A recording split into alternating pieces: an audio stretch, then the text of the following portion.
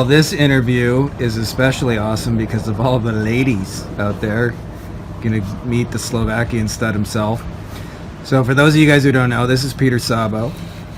And Peter is mostly known as being an evil young genius who built a highly successful Facebook ads agency and quit school at a very, very young age to pursue this against the will of many teachers and parents, and has since been featured in Forbes and Entrepreneur and lots of cool-ass places. He's also a ClickFunnels 2 Comma member, has the fancy plaque and everything. Russell Brunson says he's cool.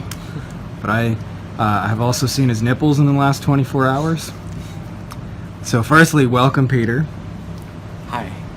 So what we're going to be talking really about is agency work and building up an agency. And one of the really deep, in-depth conversations I've had with Peter in the last little bit is there's this whole tendency to think that Facebook ads are this magic bullet that's going to suddenly and magically bring you $10 million of clients overnight, and everybody's hyping it as the way to do it. And where they're missing is that it's just a piece, and it really just brings speed to everything else you're doing. So Peter, I was wondering if you could start by kind of explaining how you came to the realization that Facebook ads were just a piece, and what some of those other pieces are that people need to succeed. Yeah, so essentially it took me quite some years to figure it out, and 400 plus clients, tens of millions spent on ads. And as I was serving these clients, I was kind of fascinated because some of them had insane results. Stuff that fascinated me got from 20K to 400K in 2 months, or scaling a Shopify store to $1 million a month, or tripling a business in a day, or lead flow in a day. Having $200 appointments, bringing it down to $50 per appointment in 2 days. So some insane results, literally could double, triple a business like that. But some clients didn't get those crazy results, and sometimes it shocked me because the ads seemed just fine. The ads were working, high CTRs, low cost per click. So I was kind of trying to figure out what's going on. Why are some people crushing it, but some are failing? And I realized over time that pretty much every single person that came to us wanted help with their ads. Of course, we're a Facebook marketing agency, and we've heard it way too many times that only if I had cheaper clicks or cheaper leads or cheaper sales, everything would kind of fall into place and my problems are gone. Only if I can get more leads or clients, everything's good. And as I started looking at these businesses, and keep in mind some of them were startups, some of them were 9-figure corporations, I started noticing patterns, and these patterns were very obvious to me over time, that 99% of the time the issue wasn't the Facebook ads. I realized that if your Facebook ads are not working, they're not as profitable as you want them to be, they can't seem to scale, it's just a symptom of a deep cause, of a deeper root issue. And I realized that's your business. If your business has a weak foundation or just a weak engine, and that encompasses everything, your funnels, your brand, your positioning, your offers, your sales, you name it, I don't care how good your ads are, it's not going to work. Imagine you have the best ads in the world, but you send them to a funnel that doesn't convert. It loses the point, right? Or let's say your ads work and your funnel works, but nobody wants to buy your offer. Again, what's the point? Or another great example, we had this client, it fascinated me. We took him from 0 to 1,000 a day profit, so 30K a month profit in a very short amount of time. And fast forward a couple months, and he sabotaged it all. And I was trying to figure out okay, what went wrong? And it wasn't the ads, it wasn't the funnels, it wasn't anything else other than his mindset. Mindset, as Tony Robbins says, is 80% of the puzzle, 20% is strategies and tactics. And I realized that's one key element that so many people miss, is that you can have the best business in the world, but if your inner kind of financial thermostat, if your mindset is not set to the right degree, to the right level, you're either not going to bridge the gap of where you want to go, or you're going to sabotage it. It's kind of like how you see a lot of people win the lottery, but then the next thing you know, they're dead broke because they're not ready to handle that amount of money unconsciously. And, ultimately, I just realized that ads are just like accelerating a car, putting your foot down on the pedal to push the car forward, but it's only going to go as far and as fast as your engine allows. And your engine is really the business itself with all these different elements. And when I saw this happen, it kind of really hurt me, you know, because a lot of these clients I did care about, and it kind of pissed me off, and I was very frustrated why some of them are not getting great results. So in a way, over these years, I was kind of forced to create a way around it, forced to create a system that would allow everyone get results. And that's when I kind of had to came up with what I call the ROI engine. The whole idea is you know, your ads is not the problem. It's only 5% of the equation. And once you fix the rest of your business, then somehow the ads almost magically fall into place, and you start generating highly profitable, highly scalable ads. Not because the ads are so good, but because your business is so good that it just kind of sells on its own. Okay, I'm going to take a little moment to pause because I got to show these people the beautiful rockin' view that we got over here in Spain. I think you could see down there, you may be able to see some bare breasts, which is my favorite part of these interviews. And over there we got a nice little beach as well. We got no more JL, so it's just you and me. It's fine. Okay, so Peter, you hit on some pretty amazing shit there, which is, I've experienced the same thing as Facebook ads are being really touted as the magic pill of the day. And they certainly have like a lot of capacity to add speed to a really working model. I was wondering if you could dive a little deeper and tell me what some of those kind of leverage points or those 7 things you mentioned in the ROI engine that really make a difference. So obviously you mentioned mindset. What are some of the other ones?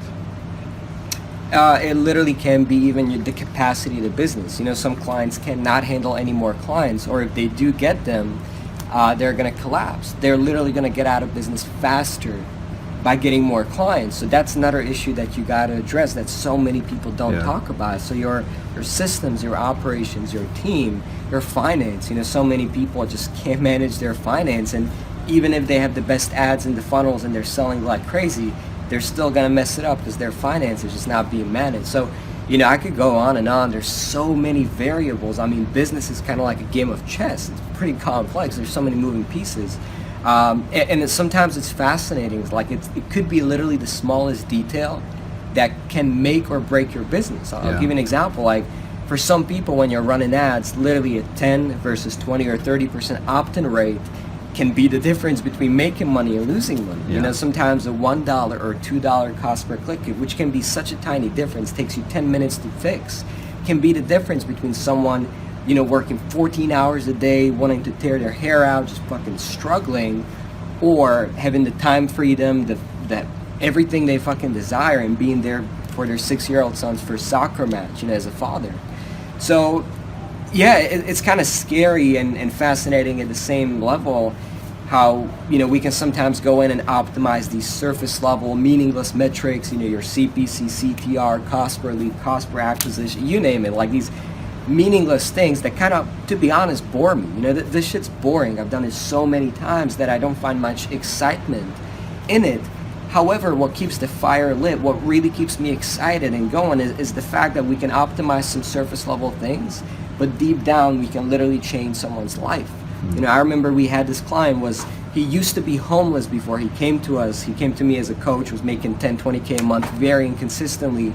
And it just fascinated me how I could put in minimal work, like literally give him my funnel, like just model this funnel, it works. We were in a couple campaigns, and I think in 2 months he scaled from like 1020 to 400,000 a month. And of course, this guy was extraordinary. He took action. He was coachable. He had the right mindset.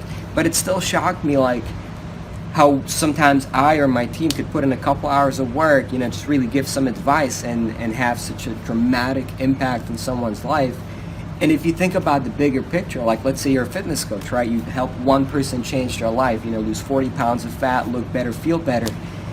Think about the ripple effect. Like that one person's going to affect everyone around them, and those are going to affect everyone around them as well. So I mean, as cheesy and crazy as it sounds, literally by us doing this, we can kind of like change the world for the better. Maybe slow and, you know, may take a while, but I really think we are doing that. Absolutely. Can we actually talk for a second? Like, it's one of those things nobody really talks about is the real why that drives you behind this. Because at some point, when you do this agency work and you do it well, you reach a monetary standpoint where the money isn't the driving factor. It certainly is in the beginning when you need it, but you know, eventually you reach points where you guys are processing, you know, 1 million plus a year, and you know, you were quite a ways beyond that. You know, you're not waking up each day getting excited at the possibility of signing up a $2,000 sale. It's just not going to make any difference in your life. Can we talk about like what is the real why that it matters to be able to kind of change somebody's life for the better, and why you do what you do?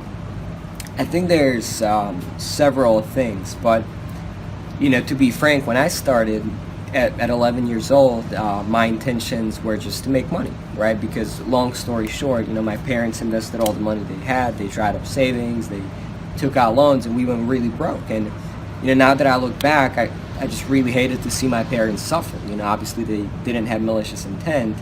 And at 11, I kind of made the connection that, oh, if I make more money, all of our problems are going to go away. So I did, you know, and after 9 years, been pretty successful at it. However, I realized that it's only going to go so far. You know, like at one point I made the money that I really, really wanted, could help my parents, send them some money too. And I think at one point when you really fulfill that desire, there's got to be more. You know, otherwise you don't really have much drive to keep going. And another thing I also realized that on my journey, I've had so many people help me. Like, I'm definitely not a self-made man. I had mentors, friends, you name it, help me beyond belief. And, you know, without them, I wouldn't be here. And it's kind of these people helped me on my journey. My hunger to help others as well grew, you know, just to pay it forward, that reciprocity.